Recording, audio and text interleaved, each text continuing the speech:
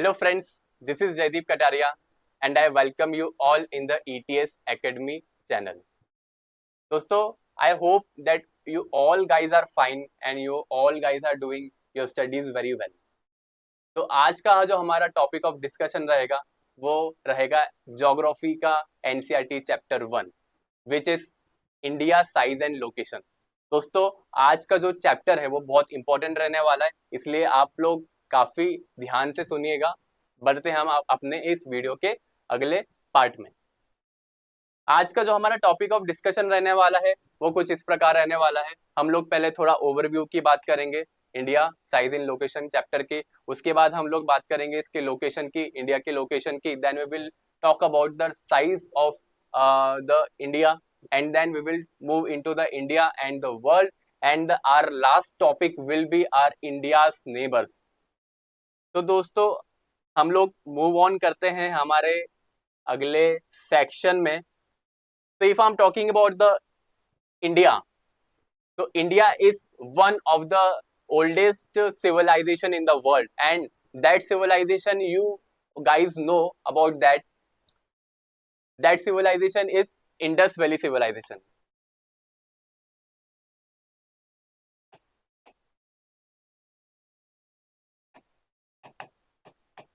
Civilisation जो कि हमारे नॉर्थ वेस्टर्न पार्ट में एग्जिस्ट करता है, जो कि हमारे इंडस ड्रेनेज सिस्टम है वहां पर इंडस वैली सिविलाइजेशन कभी हुआ करती थी और वो one of the oldest civilization हमारे देश में एग्जिस्ट करती थी, जो कि हम लोग हिस्ट्री में वो हमारा सेक्शन आता है तो हम लोग वहां पर कवर करने वाले हैं। इसके बाद हम लोग देखते हैं कि जो इंडिया है, India has become the 4th largest global economy in the world in 2025 only. So India ने आफ्टर इंडिपेंडेंस सब्सिक्वेंट ईयर्स में काफी ज्यादा अचीवमेंट्स हासिल किए। ये सब हम लोग जब हम इकोनॉमी पढ़ेंगे तो वहां पे भी हम लोग डिस्कस करेंगे। अभी हम लोग आज का जो सेक्शन है ज्योग्राफी का हम उसे कवर करते हैं। तो दोस्तों चलिए आगे बढ़ते हैं हमारे इस वीडियो में।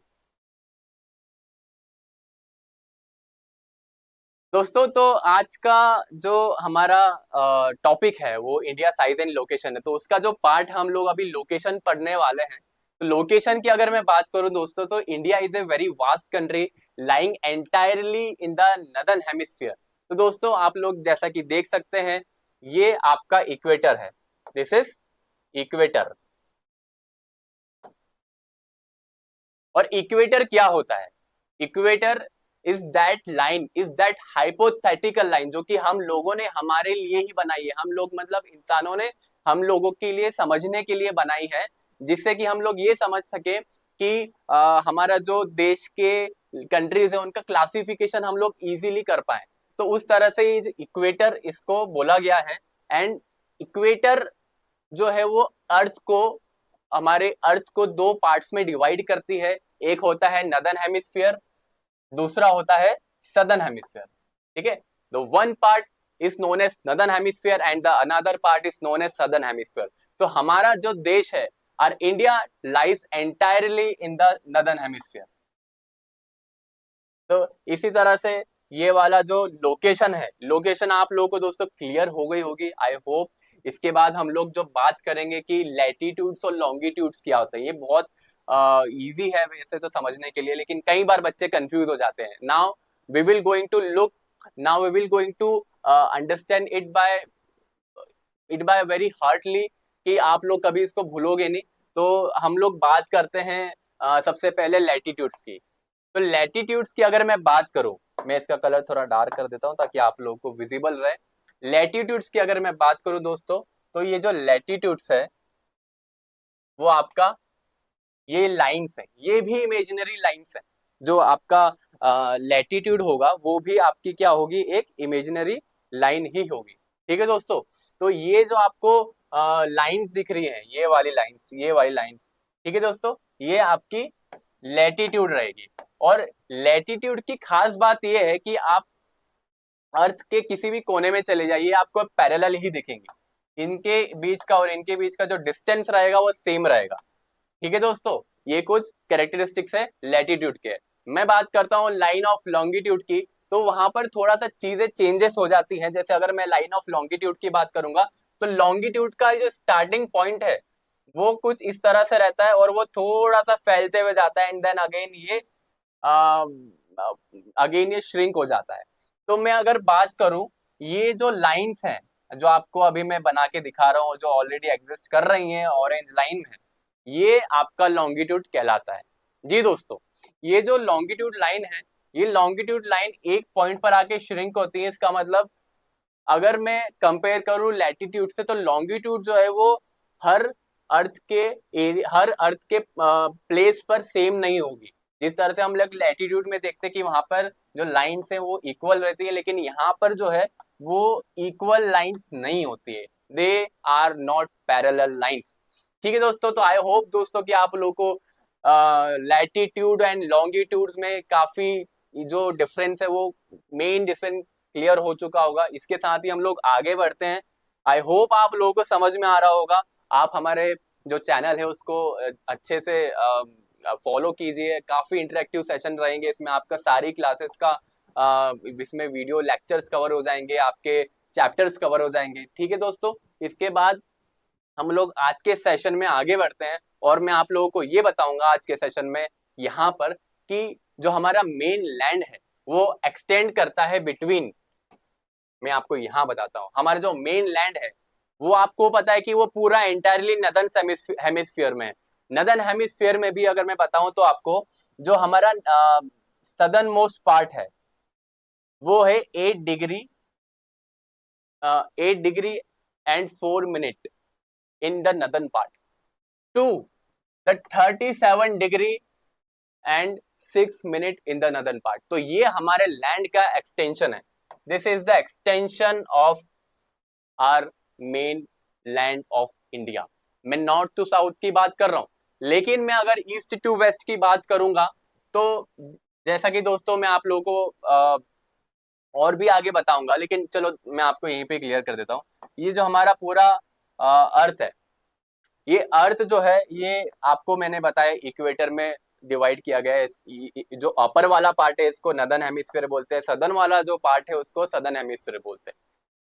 इसके बाद हम देखते हैं कि ग्रीनविच लाइन जो निकली है वो आपके यूके से निकली है। उसके ईस्ट में जो भी कंट्रीज पड़ती हैं हम उसको ईस्ट वाला पार्ट बोलते हैं। तो हमारा जो कंट्री है वो नॉर्थ ईस्ट पार्ट में पड़ता है। उस हिसाब से नदर्न पार्ट तो मैंने आपको क्लियर कर दिया, नॉर्थ साउथ एक्सटेंट, लेकिन मैं अब आपको ईस्ट टू वेस्ट एक्सटेंट भी क्लियर करता हूं दोस्तों। तो जो ईस्ट टू वेस्ट एक्सटेंट है वो कुछ इस प्रकार है।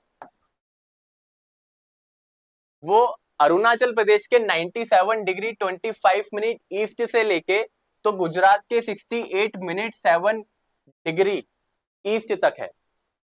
68 डिग्री 7 मिनट ईस्ट तक है। तो ये उसका क्या हो जाएगा, ये हो जाएगा उसका ईस्ट टू वेस्ट एक्सटेंशन।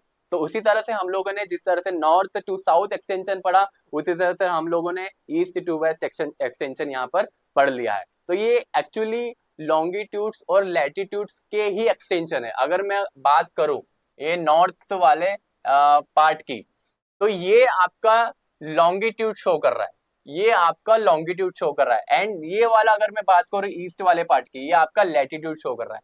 याद करो दोस्तों, जब हम लोग पढ़ रहे थे लॉन्गिट्यूड और लैटिट्यूड, तो लैटिट्यूड जब हम लोग पढ़ रहे थे तो ये हॉरिजॉन्टल पैरेलल लाइंस थी, ठीक है। और जब हम लॉन्गिट्यूड्स पढ़ रहे थे तो वो आपकी वर्टिकल लाइंस थी विच आर नॉट पैरेलल। ठीक है दोस्तों, तो उसी से मैंने आपको यहाँ पर कनेक्ट करके बता दिया है कि जो ईस्ट वेस्ट एक्सटेंट है वो आपका लैटिट्यूड वाला पार्ट रहेगा और जो नॉर्थ साउथ एक्सटेंट है वो आपका लॉन्गिट्यूड वाला पार्ट रहेगा। इसके साथ ही जो इंपॉर्टेंट चीज हमें देखने वाली यहाँ पे रहेगी वो ये है कि हमारा जो देश है वो नॉर्थ टू साउथ जो उसका एक्सटेंशन है वो ज्यादा है। इसका मतलब जो उसकी लेंथ है हमारे देश की वो ज्यादा है उसकी विड्थ से। कितना ज्यादा है वो हम देखते हैं। जो नॉर्थ साउथ एक्सटेंट है हमारे देश का वो है 3214 kilometre. Yes, and when we look into the east to west direction वो है 2933 किलोमीटर। ठीक है दोस्तों, तो हमारा जो नॉर्थ साउथ एक्सटेंट है, जो लेंथ है हमारे कंट्री की, वो है 3214 kilometre which is more than the east to west extent. इसके साथ ही हमारा ये वाला जो पार्ट है वो कंप्लीट हो चुका है। इसके बाद मैं आप लोगों को बताता हूँ कि आज हम आगे क्या करने वाले हैं अपने इस वीडियो में। तो देखिए दोस्तों, जिस तरह से हम लोगों ने इक्वेटर के बारे में पढ़ा, उसी तरह से हम लोग अभी ट्रॉपिक ऑफ कैंसर के बारे में पढ़ेंगे। ट्रॉपिक ऑफ कैंसर क्या होता है, ट्रॉपिक ऑफ कैप्रिकॉर्न क्या होता है। तो दोस्तों, जैसा कि मैं आपको बताऊं, ये हमारा अर्थ है। मैं यहाँ पे आप लोगों को थोड़ा सा स्पेस, चलो नेक्स्ट स्लाइड ले लेते हैं। ये आपका अर्थ है, ठीक है। इस अर्थ में हम लोग जो है वो डिस्कस कर रहे थे, हाँ, ट्रॉपिक ऑफ कैंसर। ये आपका इक्वेटर हो गया विच इज 0 डिग्री। ये आपका पोल्स हो गया विच इज 90 डिग्री। ये आपका नदर्न पोल है, ये आपका सदर्न पोल है, ठीक है। इसके बाद ये वाला जो एरिया है उसको हम 23.5 डिग्री नॉर्थ बोलेंगे, एंड 20 इसे हम बोलेंगे 23.5 degree south. It is known as, मैं यहाँ पे कलर चेंज कर लेता हूँ, it is known as Tropic of Cancer, जहां पर हमारा इंडिया लाई कर रहा है। हमारे देश में से ट्रॉपिक ऑफ कैंसर गुजर के निकलती है, हम लोग अभी वो देखेंगे, और इसे बोलेंगे हम लोग ट्रॉपिक ऑफ कैप्रिकॉर्न।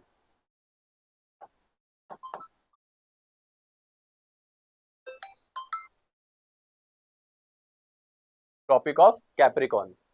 तो यही जो चीज है वो नेक्स्ट स्लाइड में मैंने आपको बताने की कोशिश करूंगा अभी। तो जो ट्रॉपिक ऑफ कैंसर है, Tropic of Cancer which is 23 degree 30 minutes, यहाँ पर दोस्तों करेक्ट कर लेना, इट इज 23 डिग्री 30 मिनट्स। मैं इसको मिटा देता हूँ अच्छे से। इट इज जो ट्रॉपिक ऑफ हमारा टॉपिक ऑफ कैंसर रहेगा वो रहेगा आपका 23 डिग्री 30 मिनट्स। मैंने वहाँ पे 23.5 कर दिया था, तो ये रहेगा आपका। उसके बाद ये जो ट्रॉपिक ऑफ, ठीक है, जो ट्रॉपिक ऑफ कैंसर रहेगा वो डिवाइड करता है कंट्री को इनटू ऑलमोस्ट 2 इक्वल पार्ट्स। ठीक है दोस्तों, तो आप लोग ये देख सकते हैं कि हमारा जो कंट्री है वो उसे डिवाइड कर रहा है Tropic of Cancer into 2 equal parts में, ठीक है। तो कौन कौन से स्टेट से होके हमारा जो ट्रॉपिक ऑफ कैंसर है वो निकला है, वो है आपका गुजरात, राजस्थान, मध्य प्रदेश, छत्तीसगढ़, झारखंड, वेस्ट बंगाल, त्रिपुरा एंड मिजोरम। ठीक है दोस्तों, तो आपका ये वाला जो पार्ट है ट्रॉपिक ऑफ कैंसर जो है वो कंट्री को 2 पार्ट्स में डिवाइड करता है। ऑलमोस्ट एग्जैक्टली, मतलब ऑलमोस्ट हम देख सकते हैं वो 2 पार्ट में डिवाइड कर रहा है। इसके बाद ही हम लोग आगे बढ़ते हैं और ये देखते हैं कि the Andaman and Nicobar islands lie south east of the mainland in the Bay of Bengal. मतलब हम लोग ये देखेंगे जो ये वाला आपका जो पर्टिकुलर मैं आपको बता देता हूँ, ये वाला जो आपका लैंड है, ये वाला जो आपका आइलैंड है वो बे ऑफ बंगाल का साउथ ईस्ट एक्सटेंशन है। और ये जो अंडमान एंड निकोबार आइलैंड है ये हमारे देश का ही एक्सटेंशन है, हमारे देश का ही पार्ट है। उसके बाद में अगर बात करूं लक्षद्वीप आइलैंड की, तो लक्षद्वीप आइलैंड जो है वो अरेबियन सी के अंडर आता है। ठीक है दोस्तों, तो उसी तरह से हमारे जो आइलैंड है वो अंडमान एंड निकोबार निकोबार आइलैंड है, और दूसरा है लक्षद्वीप आइलैंड। इसके साथ ही हम लोग आज के सेशन में आगे बढ़ते हैं दोस्तों। अगर हम लोग अभी तक हम लोगों ने इंडिया के लोकेशन की बात किया, अब हम उसके साइज की बात करने वाले हैं। जो इंडिया का जो साइज है वो दोस्तों वो काफी कंसिडरेबल साइज है, which is around the land mass of India has an area of 3.28 million square kilometre. आप लोग ये देख सकते हैं, मैं इसे मिटा देता हूँ थोड़ा ताकि आप लोगों को क्लियर हो जाए। ठीक है दोस्तों, ये आपका पूरा ग्लोब है, और उस ग्लोब में इंडिया यहाँ पर लाई कर रहा है। ये जो ब्लू वाले एरिया में, आई होप आप लोगों को दिख पा रहा हो, यहाँ पर इंडिया लाई कर रहा है। एंड इसका जो मैंने एरिया है वो अभी मैंने आपको ये बताया। इंडिया का जो टोटल एरिया है वो अकाउंट करता है around 2.4% of the total geographical area of the world. वो अकाउंट करता है 2.4% of the total geographical area of the world. ठीक है, काफी ज्यादा ये आपका एरिया होता है। ठीक है, ये आपकी हमने साइज की बात कर ली। इसके बाद हम लोग आगे बढ़ते हैं दोस्तों। ये एनसीईआरटी का ही आपका फिगर रहेगा।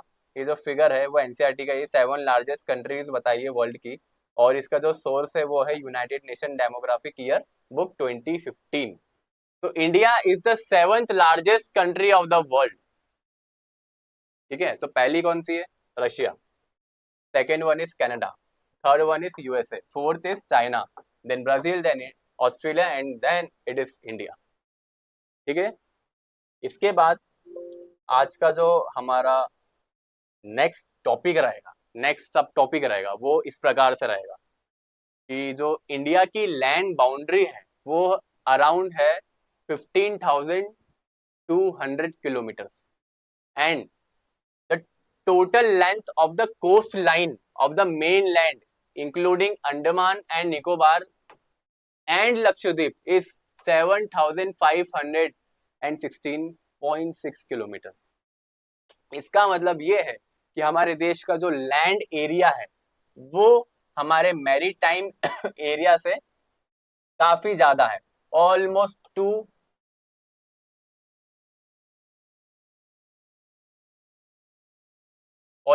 गुना वो ज्यादा है। ठीक है, तो ये हमारा ये वाला एरिया आपका कोस्टल वाला एरिया हो गया, which is around 7,516.6 kilometre, and ये वाला जो आपका मेन लैंड एरिया है वो है 15,200 किलोमीटर। आई होप दोस्तों आप लोगों को समझ में आ रहा होगा।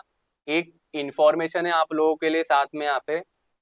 इंफॉर्मेशन ये है कि हमारा ईटीएस एकेडमी चैनल का एक टेलीग्राम चैनल भी है, और वहां पर आप लोगों को सभी नोट्स प्रोवाइड कर दिए जाएंगे फ्री में अवेलेबल है। उस टेलीग्राम चैनल का नाम मैं आप लोगों को यहाँ पे लिख देता हूँ, ताकि आप लोग अपने प्रिपरेशन को और मजबूत तरह से कर पाएंगे, बढ़ा पाएंगे।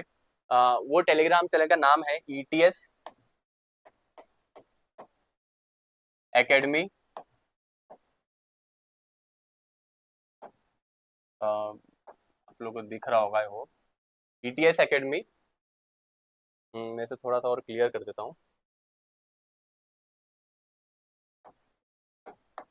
ईटीएस एकेडमी, बीच में कोई स्पेस नहीं है, ऑफिशियल।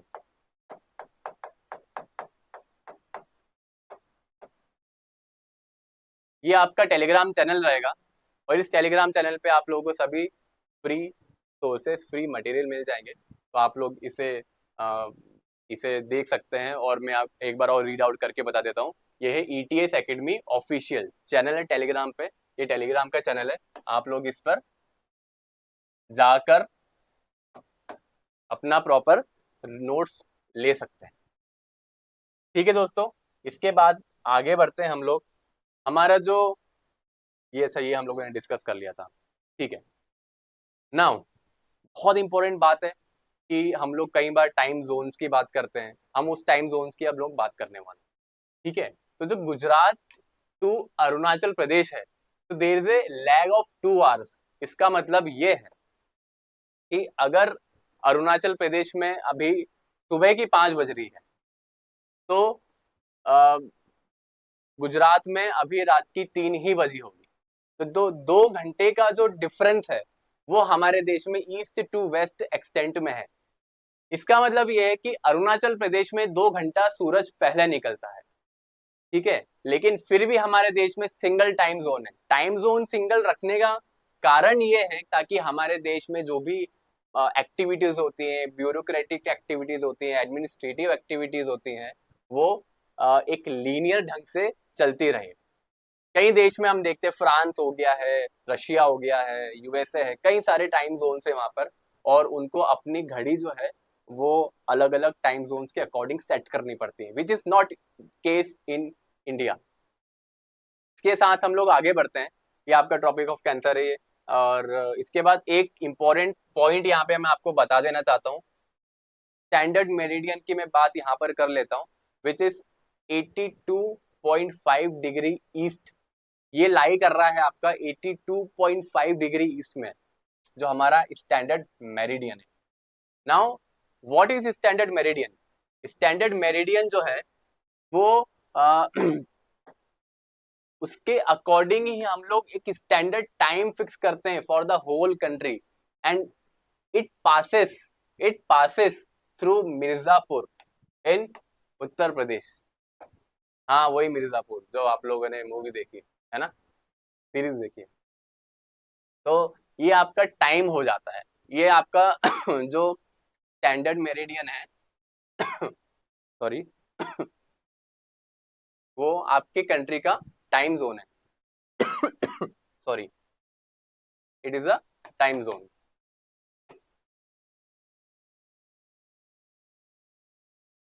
ठीक है।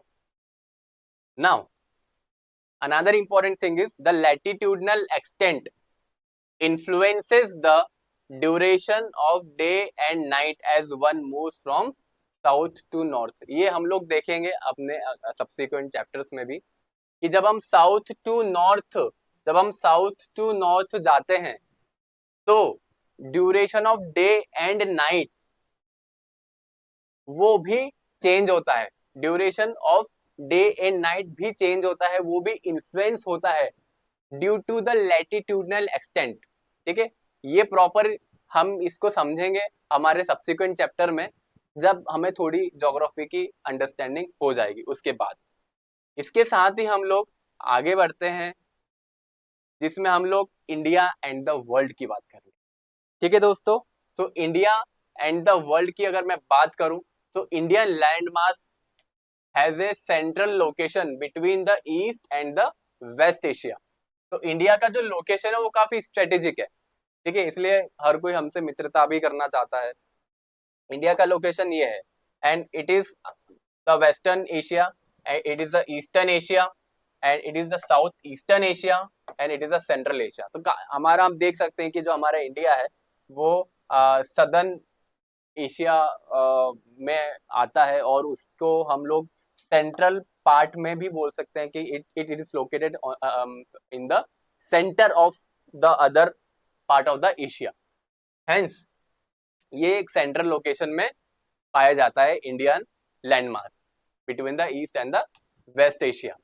Now India is a southward extension of the Asian continent. मैं अगर देखूं तो ये वाला पार्ट आपका नॉर्थ वाला पार्ट है, and India is the southward extension of the Asian continent. इसके बाद मैं बात करूंगा ट्रांस इंडियन ओशन रूट्स की। तो what is trans Indian Ocean routes, we will understand this. काफी इंटरेस्टिंग है। ट्रांस, देखो ये इंडियन ओशन है, ओके, इंडियन ओशन है, जो इंडिया का पेनिनसुला वाला पार्ट है वो प्रोट्रूड कर रहा है इंडियन ओशन में। ये वाला जो पार्ट है इतना स्ट्रेटेजिक लोकेशन है। ट्रांस इंडियन ओशन रूट मतलब कि आप यहाँ से आ, आ, आपका जो वेस्ट एशिया है वहाँ वहाँ भी जा सकते हैं, आप अफ्रीका भी जा सकते हैं, आप साउथ ईस्टर्न एशिया भी जा सकते हैं, आप यहाँ पर रेड सी के थ्रू सुएज कैनाल से होते हुए यूरोप भी पहुंच सकते हैं। उसके साथ ही आप लोग यहाँ पर भी इंडियन ओशन से प्रॉपर, मैंने आपको ये बता ही दिया है ना। तो ये जो कनेक्टिविटी है इसे ही ट्रांस इंडियन ओशन रूट्स कहा जाता है। और हम लोग आगे भी देखेंगे ट्रांस का जो वर्ड है यहाँ पे वो ये भी है कि एंशिएंट जो रूट है वो भी काफी ज्यादा यहाँ पर मायने रखता है। इंडियन ओशन इंडियन ओशन का जो पार्ट है उससे हम रिलेट करें तो, क्योंकि एंशिएंट टाइम से इंडियन ओशन का जो रूट है जहाँ पर पोर्टुगीज पहले आए, हम लोग मॉडर्न हिस्ट्री में देखेंगे कि पोर्टुगीज जब आए, इंग्लिश जब आए, तो वो हमारे इंडिया वाले पार्ट में आ गए। ये लोग इंडियन ओशन के थ्रू इंडिया में एंटर हो गए, है ना, थ्रू द वाटर रूट, है ना, वो भी हम लोग देखेंगे। तो ये वाला जो पार्ट है ये सभी ट्रांस इंडियन ओशन रूट्स है। इसके बाद में आप लोगों को और भी चीजें क्लियर हो जाएंगी। ये देखिए दोस्तों, ये आपका डेक्कन पेनिनसुला है, ये आपका डेक्कन पेनिनसुला है। यहाँ से कनेक्टिविटी देखना, मैंने आपको पहले भी बताया था, ये कनेक्टिविटी ये गई है यूरोप को जो जा रही है, एक रेड सी के थ्रू होते हुए और सुएज कैनाल के थ्रू होते हुए, और उसके बाद एक कनेक्टिविटी अफ्रीका से है, एक एक आप इधर से भी यूरोप पहुंच सकते हो, इधर से आप अमेरिका पहुंच सकते हो, इधर से आप साउथ ईस्ट एशिया पहुंच सकते हो। ठीक है, तो सॉरी, तो वही चीज यहाँ पर बताया गया है कि जो डेक्कन पेनिनसुला है वो प्रोट्रूड कर रहा है into the Indian ocean, thus helping India to establish close contact with West Asia, Africa and Europe from western coast and Southeast and East Asia from the eastern coast। ठीक है, तो western coast से आपका waste Asia, Africa, Europe हो रहा है connect, और eastern coast से ईस्ट एशिया और साउथ ईस्ट एशिया कनेक्ट हो रहा है। ठीक है, तो ये वाला आपका पार्ट है। आई होप दोस्तों आप लोगों को समझ में आ रहा हो, ये पूरा कनेक्टिविटी है। कनेक्टिविटी आप लोग को आई नो कि थोड़ा हौच पौच हो रहा होगा, बट ये कनेक्टिविटी है इंडिया की, इंडियन ओशन जो रूट है उसके थ्रू अलग अलग कंट्रीज से। सुएज कैनाल, सुएज कैनाल चूंकि बीच में आया था तो मैं आपको थोड़ा बता ही देता हूँ कि ये रेड सी है, ये वाला पार्ट रेड सी है, और रेड सी के थ्रू हम लोग मेडिटेरेनियन सी तक जा सकते हैं, और जो मेडिटेरेनियन सी है जो है वो आपका यूरोप को, यूरोप से बॉर्डर बनाता है। ठीक है दोस्तों, तो क्या होता है कि हम लोग रेड सी के थ्रू होते हुए यूरोप पहुंच सकते हैं इंडिया से। हमने रेड सी के आगे, रेड सी से होते हुए एक कैनाल बनाया है, वो कैनाल मैन मेड है, उसे हम सुएज कैनाल बोलते हैं, सुएज कैनाल। ये दोस्तों एक मैन मेड कैनाल है, और यहाँ से बहुत ज्यादा ट्रांसशिपमेंट्स होते हैं, काफी ज्यादा इकोनॉमिक एक्टिविटी के लिए रिस्पॉन्सिबल होता है ये वाला रूट। एक चीज मैं आपको मॉडर्न हिस्ट्री से कनेक्ट करता हूँ, since the opening of the Suez canal in 1869, India का जो डिस्टेंस है from Europe has been reduced by 7000 kilometres. ये इंपॉर्टेंस है। पहले इंडिया से अगर आपको लंदन जाना होता था, ये कैनाल जब फॉर्म नहीं हुआ था, तो आपको अफ्रीका के साउथ से होके इधर से जाना पड़ता था, लेकिन अभी चूंकि कैनाल बन गया है तो आप सीधा यहाँ चले जाओ, रेड सी के थ्रू होते हुए, सुएज कैनाल के थ्रू होते हुए आप सीधा लंदन चले जाओ ना। तो ये आपका 7000 किलोमीटर का जो डिस्टेंस है वो रिड्यूस हो चुका है। एक चीज यहाँ पे और कनेक्ट की बात करता हूँ मैं आपको, 1869 में चूंकि ये फॉर्म हुआ था, 1869 में हमारे मॉडर्न हिस्ट्री में एक बहुत इंपॉर्टेंट इवेंट हुआ था। तो दोस्तों आप लोग बताइए कि 1869 में वो इम्पोर्टेंट इवेंट क्या था हमारे मॉडर्न हिस्ट्री में। एक मैं आपको हिंट दे देता हूँ कि एक हमारे जो फ्रीडम फाइटर रहे हैं, बहुत इंपॉर्टेंट पर्सनालिटी रहे हैं हमारे फ्रीडम स्ट्रगल में, उनका उस दिन बर्थ डेट है, तो उनका जो नाम है आप लोग मुझे कमेंट सेक्शन में बताइएगा। इसके साथ ही हम लोग आगे बढ़ते हैं। माउंटेन पासेस क्या होते हैं, माउंटेन पासेस का भी एनसीईआरटी में जिक्र होता है, तो वो क्या होते हैं माउंटेन पासेस? देखो ये क्या होता है ना कि ये एंट्री होते हैं टू द माउंटेन्स और कुछ नहीं, these are the entry to the mountains. ये आपको कुछ पिक्चर्स भी मैंने बताया, यहाँ से आप एंट्री कर लो माउंटेन के लिए, इधर इधर से आप एंट्री कर लो, ये आप एंट्री कर लो, है ना। तो रोड होता है, मतलब पास, मतलब नाम से समझ में आ रहा है कि वो you can pass by through ना, तो ये दिस इज व्हाट। तो इसी तरह से कुछ पासेस होते हैं, जैसे बनिहाल पास हो गया है, पीर पंजाल पास हो गया है, जोजिला हो गया, बुर्जिल, खारदुंगला, उसी तरह से ये काफी सारे पासेस है, और भी सारे पासेस होते हैं। हम लोग कभी पासेस एक दिन अच्छे से बैठ के कवर करेंगे। इसके बाद मैं बात करूं इंडियाज नेबर्स की, तो इंडियाज नेबर की बात करूं तो India has 28 states and 8 union territories, है ना। ये प्रॉपर मैप है जिसमें सभी स्टेट्स हैं और यूनियन टेरिटरीज है, ये देख लेना आप, काफी फैक्चुअल है ये, आई होप आप लोगों को पता ही होगा। इसके बाद में बात करूंगा कि इंडिया की जो आसपास की कंट्रीज है वो कौन कौन कंट्रीज से बॉर्डर शेयर करती है, हम लोग वो देखते हैं। तो नॉर्थ वेस्ट एरिया में पाकिस्तान के साथ शेयर कर रही है, अफगानिस्तान के साथ शेयर कर रही है। नदर्न एरिया में नेपाल के साथ शेयर कर रही है बाउंड्री, और चाइना के साथ शेयर कर रही है ये, और भूटान के साथ शेयर कर रही है ना। उसके बाद मैं बात करूँ ईस्टर्न पार्ट की, तो बांग्लादेश के साथ शेयर कर रही है और म्यांमार के साथ शेयर कर रही है। उसके बाद मैं बात करूँ, दो और कंट्रीज हैं जो कि आपके कोस्टल कंट्रीज है, आइलैंड कंट्रीज हैं, वो है श्रीलंका और यहाँ पर जहाँ पे दिख नहीं रहा है वो है मालदीव्स। मालदीव्स, ठीक है। तो इस ये कंट्रीज जो है आपका इंडिया के साथ बॉर्डर शेयर कर रही है। आप लोगों को नेक्स्ट स्लाइड में और भी चीजें समझ में आ जाएंगी। Sri Lanka is separated from India by a narrow channel of sea found by the Park Strait and the Gulf of Mannar. This is India, India का सदर्न मोस्ट पार्ट, एंड ये श्रीलंका है। यहाँ पर पाक स्ट्रेट है, और ये जो है इंडिया जो मेन लैंड है वो सेपरेट हुआ है श्रीलंका से थ्रू द पाक straight. Now the question arises, what is strait? Straight क्या होता है? आई थिंक आपका नेक्स्ट स्लाइड में है, हाँ नेक्स्ट स्लाइड में है कवर, इसे हम लोग देखते हैं। बट पहले हम लोग मालदीव्स की भी बात कर लेते हैं, ठीक है। हम लोग अभी स्टेट पर आते हैं। मालदीव्स की अगर बात करें तो जो मालदीव्स है वो सिचुएटेड है to the south of the Lakshadweep island. ये आपका लक्षद्वीप आइलैंड है, and it is Maldives, and ये आपका लक्षद्वीप आइलैंड है, ठीक है। Now what is strait? Strait is nothing but is a is a water body जो कि दो बड़े वाटर बॉडीज को कनेक्ट करती है। जैसे बे ऑफ बंगाल को कनेक्ट कर रही है पाक स्ट्रेट, और गल्फ ऑफ मन्नार को कनेक्ट कर रही है।